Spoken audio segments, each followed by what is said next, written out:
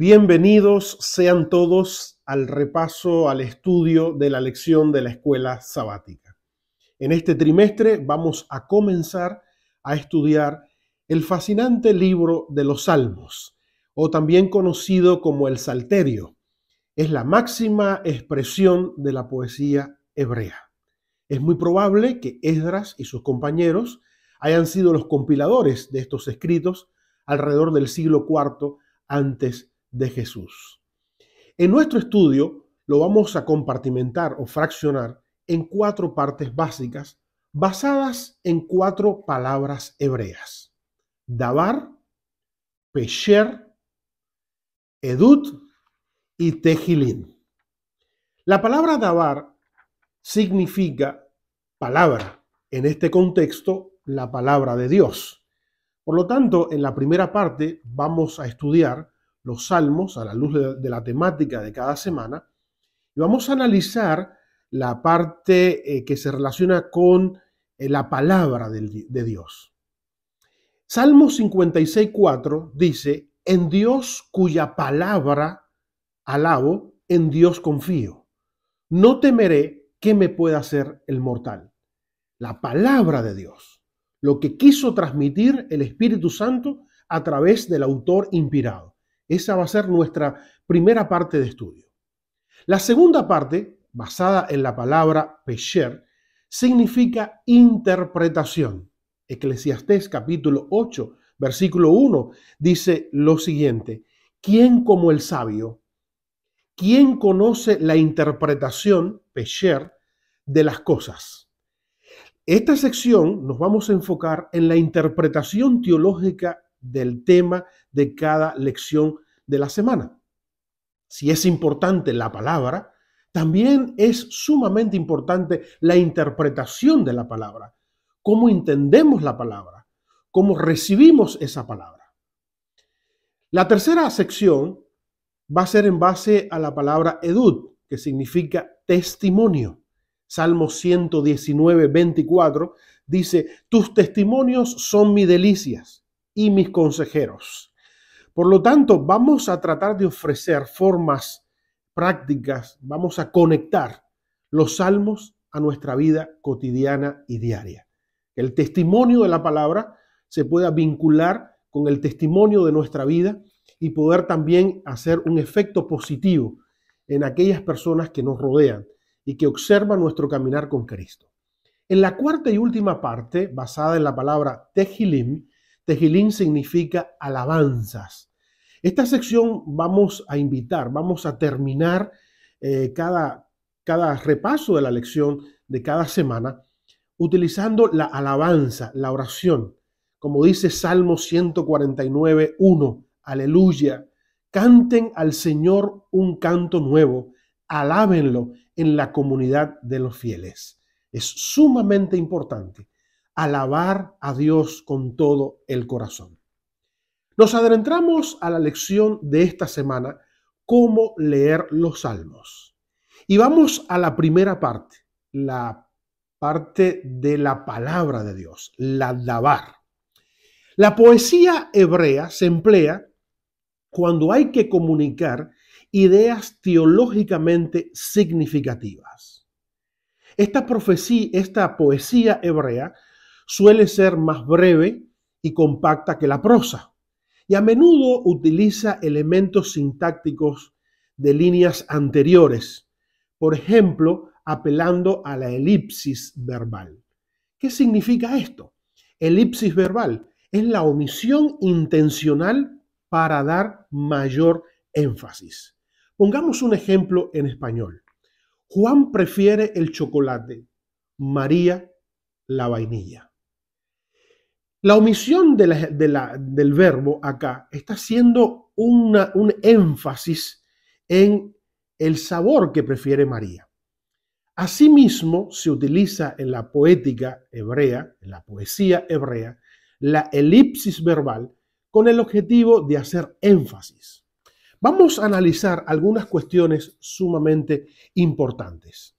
Los antiguos manuscritos del Antiguo Testamento diferenciaban entre la prosa y la poesía al dividir el texto en líneas poéticas. Esto se llama colografía. Exactamente como sucede también en la literatura moderna actual, en el español. Nosotros encontramos un libro y vemos que la prosa está escrita en forma justificada y la poesía ahí aparece de manera diferente. Así aparecen los manuscritos antiguos también. Sin embargo, la característica más fundamental de la poesía hebrea es el paralelismo entre versos consecutivos. El paralelismo entre versos consecutivos. La poesía moderna se caracteriza por la rima y la métrica. Sin embargo, la poesía hebrea se caracteriza por el paralelismo entre versos consecutivos. Vamos a poner algunos ejemplos.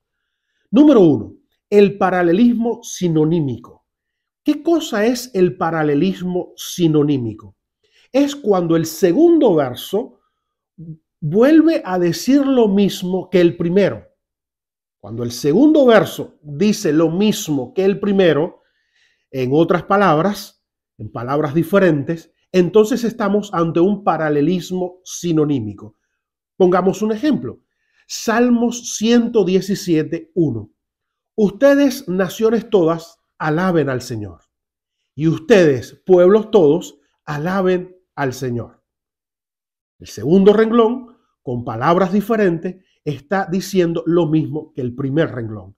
Esto se llama paralelismo sinonímico. Segundo, está el paralelismo antitético.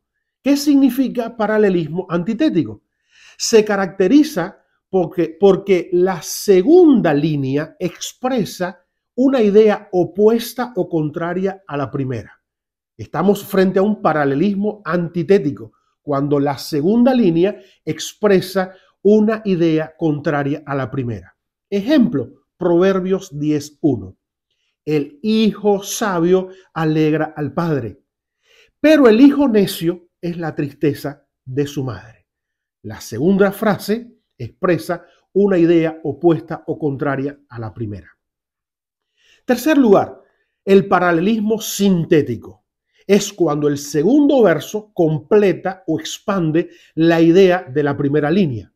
Pongamos un ejemplo, Cantares 2:4. Me llevó a la sala de banquetes y tendió sobre mí la bandera de su amor. La segunda parte completa o expande la idea que quiere transmitir la primera parte. Estamos allí ante un paralelismo sintético. Dentro de este paralelismo sintético encontramos otros niveles que pueden encontrarse en líneas consecutivas. Por ejemplo, en pares de palabras.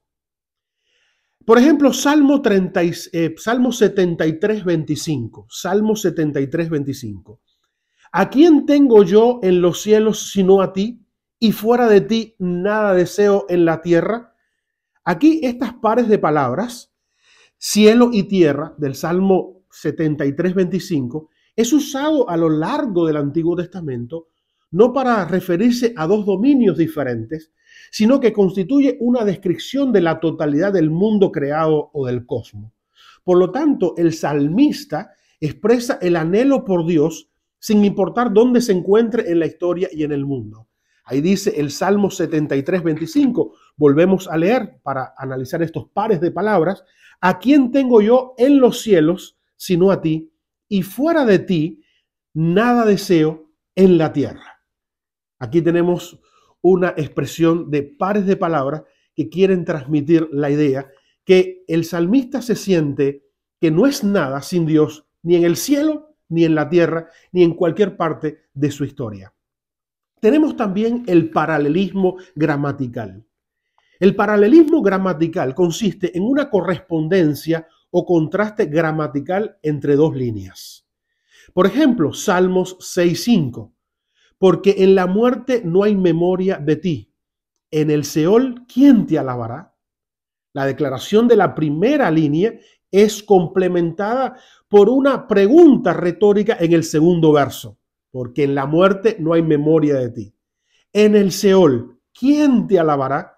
Estamos frente a un paralelismo gramatical. También tenemos el paralelismo semántico. Se trata de la asociación de palabras que pertenecen a la misma categoría de significados. Por ejemplo, Salmo 111:6 dice: el poder de sus obras manifestó a su pueblo al darle la heredad de las naciones. La frase su pueblo y las naciones pertenecen a una misma categoría de significado: el dominio semántico de grupos y clases de personas. Al mismo tiempo, hay una progresión que va desde el pueblo de Dios a las naciones. Por lo tanto, a medida que las bendiciones llegan a Israel, se extienden al resto de los pueblos. También tenemos el paralelismo fonético. ¿En qué consiste? Palabras o sílabas que suenan de la misma manera.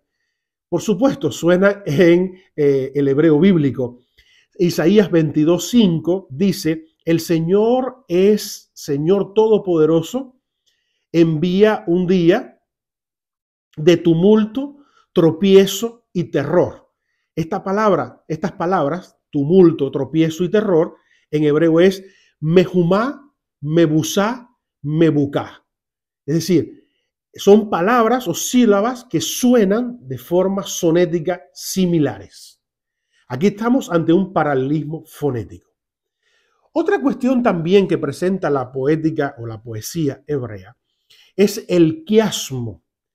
El quiasmo está representado por la letra griega ji, es la X en español, la Z en griego. Y entonces lo que está haciendo lo siguiente es el quiasmo. Presenta 3 o 4 ideas primarias, deja la idea central y después replica las 3 o 4 ideas primarias nuevamente. Idea número A, idea número B, idea número C. Luego lanza la idea central y luego repite idea A', idea B', idea C'. Esto lo que hace es reforzar los conceptos y las ideas. Eso es lo que hace el quiasmo. Ahora, vamos nuevamente a otra forma que se expresan, a otra forma literaria que se expresan en los salmos, en la poética hebrea. Y encontramos allí el inclusio. ¿Qué es el inclusio?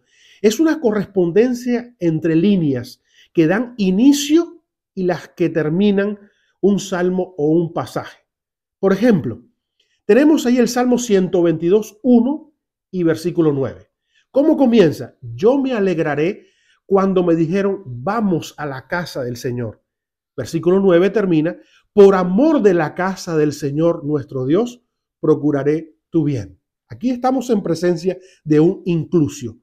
Corresponde entre líneas que dan inicio y que terminan un concepto. Tenemos también palabras clave. Consiste en palabras o combinaciones de palabras que están relacionadas entre sí en el hebreo bíblico. Por ejemplo, en el Salmo 22, en el Salmo 122 tenemos el término paz. En hebreo es shalom. Aparece 3 veces, versículos 6, 7 y 8. Mientras que Jerusalén también ocurren 3 veces, en el versículo 2, 3 y 6. Ambas palabras están relacionadas en hebreo y enfatizan el mensaje de que la paz en Jerusalén, la ciudad de la paz, Jerusalén, ciudad de la paz, solo puede venir del santuario. Por lo tanto, estas palabras claves se interrelacionan y se combinan entre ellas. También tenemos el conocido acróstico que se representa allí. Tenemos un ejemplo en el Salmo 119, donde está dividido de forma acróstica por las 22 letras del alefato hebreo. Comienza con la letra Aleph, que es la primera letra del alefato hebreo, y termina con la letra Tau del alefato hebreo. También cuando vemos ahí el Salmo 119, que hace un énfasis especial en la ley de Dios, en la palabra de Dios, vemos allí este acróstico donde comienza con una letra y ahí va desarrollando las ideas, sigue con las siguientes letras hasta la última, la número 22 de este alefato hebreo.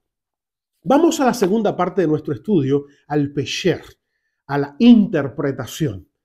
La doxología revela la teología. Quiere decir, la alabanza revela, muestra, da a conocer a Dios. En el libro de Salmos es un libro de alabanza. Se conoce también como los Tehilim, la alabanza, que transmite el salterio, es decir, el alabar a Dios. Parecería que sabemos de Dios, teología, y esto nos llevaría a alabarlo. Al conocer a Dios, nos lleva a alabarlo. Sin embargo, encontramos aquí en los Salmos que al alabar a Dios, comenzamos a conocerlo. Dios nos enseña que la doxología revela la teología. Salmos presenta una sección teológica transversal del Antiguo Testamento con una perspectiva profética, mesiánica, constante, que encuentra su contrapartida antitípica en la vida, muerte y resurrección de Jesús de Nazaret. Allí lo encontramos en el Salmo 22. Cómo la alabanza de este salmo va expresando ideas antitípicas que hacen alusión al Jesús de Nazaret en su vida, en su muerte y su resurrección. Por lo tanto, la alabanza es descriptiva. Lo que expresa la doxología nos revela al Dios a quien adoramos. Esto también debería de nosotros, a la hora de crear cantos y poesías, que sean sustancialmente enriquecedoras y que expresen la idea del Dios al cual adoramos. En algunas ocasiones, creadores de música hacen palabras o frases repetidas, huecas, sin ningún tipo de sentido, que no revela absolutamente nada respecto a quién es Dios, cuán poderoso es Él. Sin embargo, los salmos, la doxología de los salmos, la alabanza de los salmos, el salterio, lo que está haciendo es comunicarnos, transmitirnos a través de esta alabanza quién es ese Dios soberano, creador, todopoderoso, al cual tú y yo adoramos. Vamos a la a la tercera parte de nuestro estudio, basado en la palabra edut, testimonio. Se utilizan allí la forma de testimoniar, la forma de expresar la palabra en los salmos. Se utilizan muchísimo las metáforas, las analogías. Una metáfora nos ayuda a comprender una realidad desconocida, en este caso Dios, por medio de una realidad más familiar, por ejemplo, el pastor. En el libro de Salmos aparecen más de 500 metáforas sobre Dios. Por ejemplo, tenemos el pastor divino, el anfitrión real, el anfitrión divino, el Padre, tenemos la roca, tenemos a Dios como fortaleza poderosa, también como un guerrero invencible, tenemos a Dios como la luz, ahí lo expresa el Salmo 27, Jehová es mi luz y mi salvación, ¿de quién temeré? También tenemos el rostro de Dios que brilla sobre mí en Salmo 67, 1. También tenemos en Salmos 139, 10, la mano que sostiene y me guía. Son metáforas que nos ayudan a comprender y a entender el carácter, la naturaleza de ese Dios maravilloso. Todas estas metáforas expresan, dan testimonio, testifican de quién es nuestro Dios. Un Dios creador, un Dios salvador, un Dios todopoderoso y un Dios en el cual nosotros tenemos razones más que suficientes para alabarlo. Entramos ahora sí en la última parte de nuestro estudio, basado en la palabra Tehilim, alabanza. Y vamos a hacerlo a través del acróstico que aparece en el Salmo 117. Alaben al Señor las naciones todas, aún los pueblos todos, busquen alabarlo. Engrandeció su constante amor hacia nosotros. No se acaba nunca su fidelidad. Alaben al Señor. ¡Qué hermosa alabanza! Alaben al Señor. Dios Jesucristo no es solamente nuestro Salvador. Dios no es solamente nuestro Padre. Es también nuestro Dios, nuestro Señor, porque Él es creador, sustentador, protector. Por lo tanto, Él es nuestro Señor. Hay que alabarlo. ¿Quién tienen que alabarlo? Todas las naciones, todos los pueblos. Esto no tiene que ver con religión, no tiene que ver con el concepto o las ideas que las personas creen de forma particular. Todo el mundo debe de alabar al Creador, al Señor. Todas las naciones busquen alabarlo. La alabanza debe ser intencional, planificada, preparada, con sentido, porque esto lleva a una conciencia del Dios al cual adoramos.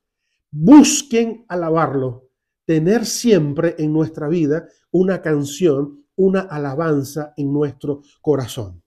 Dice, engrandeció su constante amor hacia nosotros. Dios nos ama y por mayor que sea nuestro pecado, mucho aún más grande, superlativo, grandioso es el amor.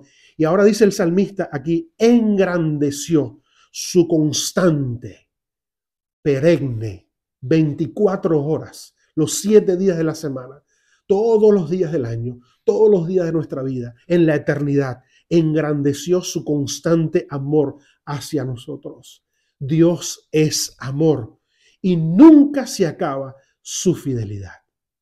Su fidelidad es para siempre. Dios es fiel. No hay que temer. Dios es fiel. Alaben, alabemos al Señor.